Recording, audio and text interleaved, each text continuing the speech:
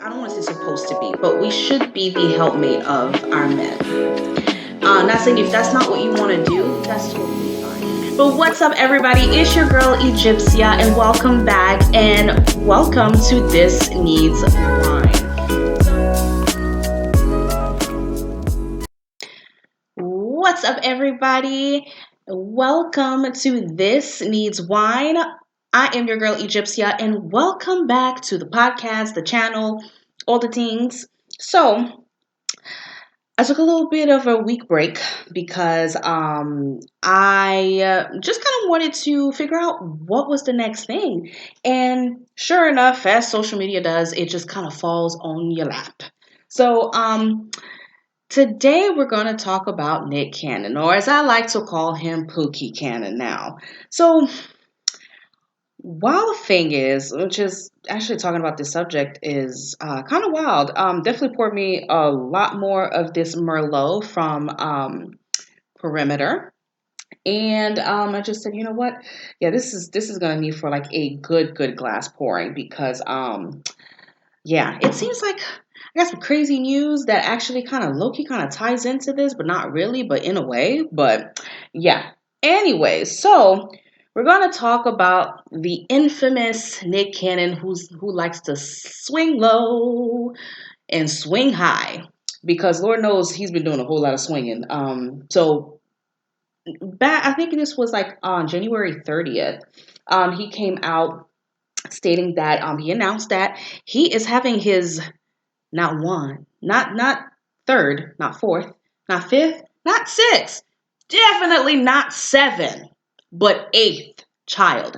And that's with model Brie Tacey. I have like little notes because I have to kind of remember these names. And yeah, and that I think five, I think she's the fifth baby mama, if I'm not. Anyways, this is gonna take a sip because I'm gonna have to get a little lit for this episode because yeah, we need to get a round table, not only with us women, but us men as well. Black women, black men, grab your glass, come on and scoot yourself around the table, and we have to have a discussion on this culture that's happening right now. And yeah, and this whole Nick Cannon thing. So if anyone knows, I actually have another podcast that's called The Last Cassette. I've talked about it on my intro episode. And me and my podcast partner, Richard Castellano, we actually discussed this very thing back when I believe Nick Cannon was on his sixth child, when he talked about, polygamy and everything. And we had a great discussion. I'm actually going to link it down below in the description so that way you guys can listen to it. I think it was a beautiful conversation because not only is Richard a black man, he's a black father. He's also a marriage counselor, and he's also he has his degree in sociology. So he spends a lot of his time dealing with things of society, and with the realm of where he works, he deals with people on day-to-day basis, and heavy on psychology and sociology. So it was a great episode. So I definitely want you guys to listen, not only because it's just me speaking as a black woman. I think giving my opinion is one thing, but hearing an opinion of a black man, from a black professional who's also a black father, I think it's phenomenal. So you guys should definitely check the conversation out for sure. So back to the topic at hand. So Nick Cannon announced that he is having his eighth child with Brie Tacey. I don't even know if I'm saying it right. So so five different women. Yeah, 8 kids, 5 different women. Papa was a Rolling Stone, I guess. Yeah. Anyways, so he went on the Love Language podcast with Dr. Laura, and they had a somewhat candid conversation. He was candid. I think she was just more listening. I so wish that honestly she had dug into his ass a lot more because he definitely deserved it. Because, oh my God. I mean, seriously. So anyway, so the interview, it was a great conversation. And I think where it was great was that, I'm realizing women, a lot of times when we just sit back and listen, men talk more and they really show out their mindsets and what they're really about. And yeah. So, first of all, he admitted to stating that he's not actually fully okay with the all the plethora and football teams of women that he's dealing with. He's actually not okay with them being with other men. He said, and I quote, if I cannot fulfill you, then you are free to go. Kind of sounds like a double standard to me. So you can frolic. You can go ahead and go be a vagabond. Traîner dans la rue avec toutes les femmes. Fais ce que tu fais qui ça ouvre, right? But the women must just abide by your rules. I'm confused. So you can do your thing. I mean, I thought this was 2022 and not, 1705. But correct me if I'm wrong, right? So, and he also spoke about not liking holidays because he has so many households that he kind of has to go to and divide his time up, and now it's becoming too strenuous and too stressful. I knew that was going to happen because actually that is something people who are against what he is doing and what he has been talking about when it comes to polygamy. Um, it now proves us right. The first thing that we all said was it's not about the money because a lot of people say, oh, well, if he can take care of all them kids, he can have all the kids. Yet that's not the thing. The thing is the fact that you're one human being and you got like 1,300 kids. Where are you going to be able to divide your time out with all of these people? There's no way you can do. You can't even do that with your own family members. So how can you do that with your children? So now he finally admitted to saying that because he's not able to be in the same household with all these people, these children, now he doesn't like holidays. Take a sip on that.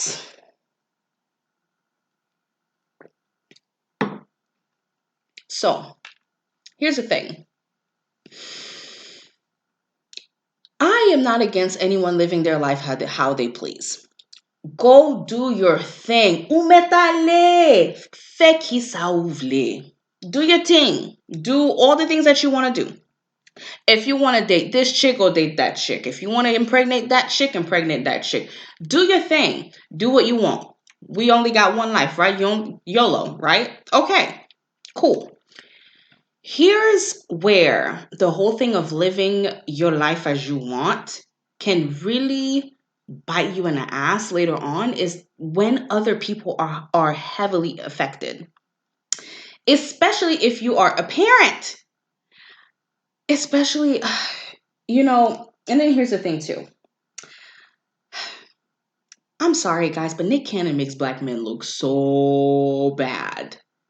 So bad. So bad. I mean, we already are dealing with a lot of black men being baby daddies. That's one thing, right? And it's like a continuous trend that just keeps happening and happening and happening, right?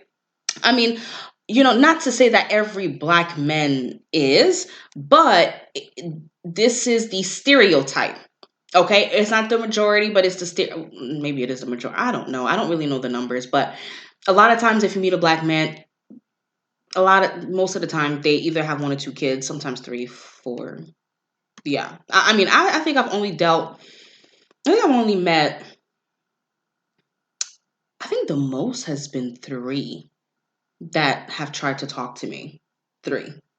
Three kids. Yeah, I think that's the most. Now I have casually dated two men that had two kids. And I was in a serious relationship for almost 3 years that just recently ended. He had two kids, two different women. And yeah, so most of the time, a lot of times you kind of meet black men and a lot of times there are fathers. So the thing is though, there's nothing wrong with that because we all understand that when relationships end, everything like you can't help a relationship ending. Things just happen. Sometimes you just wake up and realize that this person is not good for you, you're not good for them, and it just doesn't work. And sadly, there's a child or children involved. But to consciously make a bunch of broken homes, this is where now you living your life is you being irresponsible. And this is something on the episode of the Last Cassette podcast we talked about. We talked about the fact that there is a need for children to have a mother and a father. It is preferable for those two people to be in the same household. A lot of times children can have a better chance at doing better in life if they have a two parent household. It's not to say that it is the definite recipe, but it is um it's shown with statistics, which is I wish that I kind of had a little bit more of research on that. But a lot of statistics do show that a two parent household can aid in a child becoming a better individual, a better adult. So, and then also you got to think about what examples you're giving to your kids, especially your daughters, because now it's like then they think that this is acceptable. Um, and in the way that he's doing it, it's not. And I love how a lot of people are trying to say he's doing the African way. No, no, no, no, no, because in old ancient Africa, they were all in a community. It was a whole camaraderie, and it was just everybody was in the pot, everybody was in the community. One chick wasn't here, one chick wasn't there, one chick wasn't everywhere. They were all together and everybody had a place, time, and a role. So we cannot use that. And are we in ancient Africa? We're not. This is not ancient Africa. This is the United States of America, and it is 2012 2012. Wow. 2022. So yeah, things evolve, things change. A lot of times we try to be so, let's go back to the old ways, but what makes you say that the old way is actually right? So, so let's go back to the first point. Admitting that he is not into the women being with other men. So his thing that he was explaining was saying was that if I'm paying for this and paying for that, why would I want another man to reap the benefits from it? True. Makes sense. So, but at the same time, um, here's my thing too. That's expensive. So I honestly don't really believe that he is affording all these women these lavish lifestyles. I don't think he is. I mean, I get he's a millionaire, but I just don't think. I mean, that's a lot to go around. So I don't think he's doing that, first of all. And I think it's a really big double standard, because that's not fair. So you wanna be with this chick and that chick, get all these people pregnant, and then I can't have my consistent partner. Yeah, it's a whole mess, a whole mess, a whole mess. So also he stated that monogamy is unhealthy.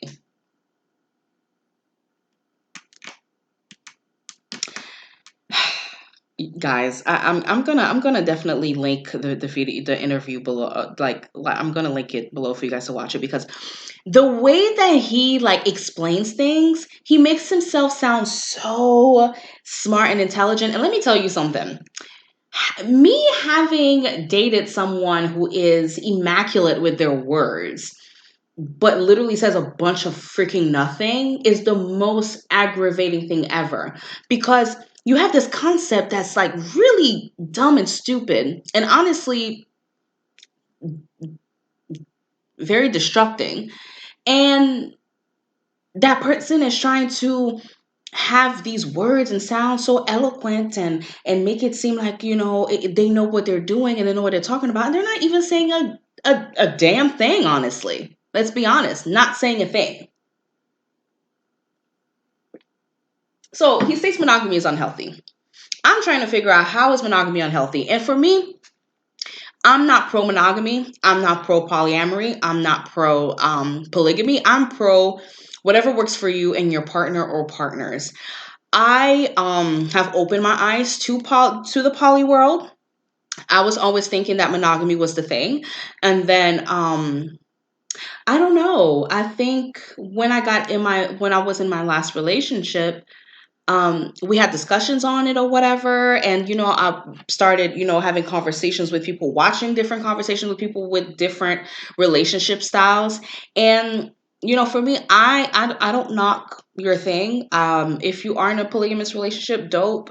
If you are in a polyamorous relationship, dope. But the thing is like, I am not okay with a man who is poly, but is poly to where like, well, the door is shut for you, but mine is open. I just don't think it's fair. Unless the woman says, honestly, you're giving me everything that I need and want. I don't really want to seek elsewhere because I love our dynamic, which honestly, from experience, I can understand that because you can really have a connection with someone that's like so dope that honestly you're just chilling. You don't really need to add anyone else to your mix on your side because the person that you're kind of dealing with one on one all the time is just an awesome person. So I get that. But to make it seem like make it like a demand, I don't know, I'm not messing with that. It's ridiculous. So the thing that was really interesting too, he talked about how I found that interesting. He is going to keep doing this until he is so old, and then I guess he's going to find someone that can actually put up with his shit, and then he's going to chill, which I think is crazy. Um, One thing that I also very well picked up with Nick Cannon throughout this interview as well, I realized that it seems like he is not into investing himself in emotional relationships. And this is something that I see a lot of black men not be into. They're very afraid to fully invest themselves for whatever reasons, which is a lot of times they're very understandable. Like you can definitely you can really understand. I'm messing up all my words right now. Jesus. But once you sit down and speak to that person, it actually makes sense as to why they are scared or apprehensive, or they kind of go from one chick to that chick to that chick because they're scared to just invest themselves with that. And I can kind of understand, which is definitely a problem because, this is where we have this culture of our men honestly irresponsibly making children out of wedlock. And that's something that we're not holding our men accountable the way that we should when it comes to that. I already did an episode where we have when it comes to women, like us women holding ourselves accountable for putting ourselves in these kind of positions, with with that kind of thing. And at the end of the day, whatever happens. Sometimes you think that someone can be there for you and then they dip, which is and what I realized too is that Nick Cannon seems like the kind of guy that like he knows how to sweep you off your feet, and then he gets these women so invested in him, he gets them pregnant, and then boom, he moves on to the next. Because he was also saying how some women would get mad, and here's the gag. So here's the thing. Here's where I realized that I had an aha moment and was like, I don't think he's doing this in the most healthy way. He said, because Dr. Laura said, well, why, if the holidays are so hard for you, why can't you have everyone together under one roof? He was like, yeah, no, that's not happening with the mothers. So that tells me, sir, you're doing some shiesty shit in the back. You're doing something. There's something that you're doing that is making these women like not want to be around each other. And they were like, oh, it's just ego and things like that. But is it? Is it ego? Is it ego though? Is it? Doesn't sound like it to me.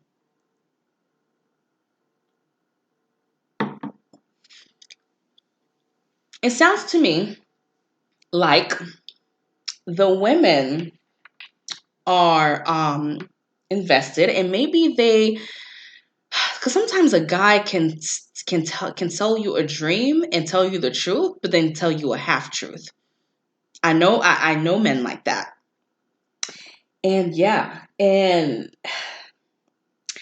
one thing too, I hope that black men don't feel like Nick Cannon is a role model I had such high respect for Nick Cannon, not saying that I idealized him or looked up to him, because I don't believe that you should do that, because celebrities are still people. But I just like how he moved in terms of like businesses and things.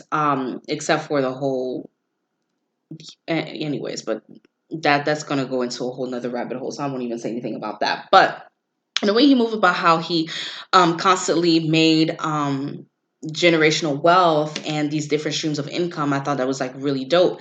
But like now seeing how he moves, I'm like, I don't. It's to me like you're a bad example for black men. I'm sorry. He makes our men look so bad, and I'm like, there's so many good black men that are just amazing. They want to be amazing fathers and partners, whether they are into monogamy or non-monogamy. There's so many good black men out there, and I'm like, I hope that no young man that is impressionable right now is taking this shit serious from Nick Cannon, because no, mm-mm, not at all, not at all. And and then also it's very interesting that he's doing this with non-black women, because I'm wondering if he were to do that with not with black women, how would that go? Because you see, Mariah said, mm-mm. She said she got to shake it off because the loving ain't the same, and you keep on playing games like I'm here to stay. And then she said, "How about you get the fuck out, get the fuck out?" Yeah, she said that too. So Mariah was not playing about that. So, um, but it's very interesting too. And then here's the thing too, that whole polygamy pro black thing. I'm like, how are you that pro black and trying to talk about like the old system and how things were back then in terms of relationships, and like, bro, you're not even like mating with like your own people. So yeah, about that. Um in conclusion, Nick Cannon makes black men look bad. And I hope that he is not a role model to any of you young men out there, or men that are my age and older, because he's not. When you listen to the interview and you listen to this man talk, you really realize that he's saying a bunch of nothing and really thinks that he's being so philosophical. And may I add, he's a Libra. This is why I'm scared of them. Great people, great men. I mean, like really charismatic and like dope to be around. But man, they're a little scary. But yeah, so in all, like I said before, I hope that young men don't think that this is the right thing to do and the right way to go, especially when you have money, because it's not. Honestly, having a bunch of kids in different households, it's not healthy for you, the mother, or the children. So honestly, the best thing to do is just wrap it up. And if you want a polygamy lifestyle, just do it in a smart way and don't have a bunch of kids everywhere. Like just do it in a way to where you are forming a complete community and village all around the way that it should be. Not just frolicking and being like, I'm going to put it in here and put it in there and put it everywhere. Because that's not healthy. You want to talk about monogamy not being healthy. No, that's not healthy. And I'm not saying like unhealthy in terms of just physical, but like mental, spiritual. So we got to definitely realize that like this type of lifestyle, just you got to be careful. So, well, these are my regards. And again, kind of was all over the place, but my opinion is, again, Nick Cannon definitely not a good role model. Let's just kind of leave it at that, and let's hope that he stops having kids. Okay, I mean, he said that now he kind of needs to slow down because it's getting out of hand. Yeah, you should have felt that when we were on your fifth child, but we're three more in, and then he had a son that just passed away, and then boom, um, now he has another one. So yeah. Anyways, thank you guys so much for listening. Make sure you subscribe, like, and share and comment. And also make sure you give that thumbs up And also I do have an Instagram page called This Needs Wine Pod. So definitely follow that, where I'm going to be putting up different clips of the different things that we're going to talk about, and just different clips of all things social media and different discussion topics. So definitely follow that, and love to see you guys next time. Bye. I don't want to say supposed to be, but we should be the helpmate of our men. Not saying if that's not what you want to do, that's totally fine. But what's up, everybody? It's your girl Egyptia, and welcome back, and welcome to This Needs Wine.